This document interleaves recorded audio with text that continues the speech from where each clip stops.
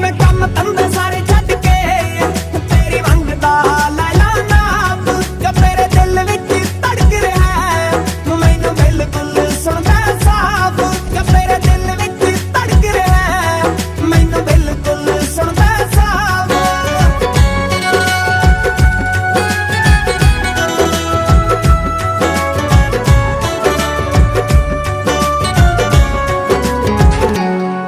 मिठे पानियां दा कुड़िए तू जानी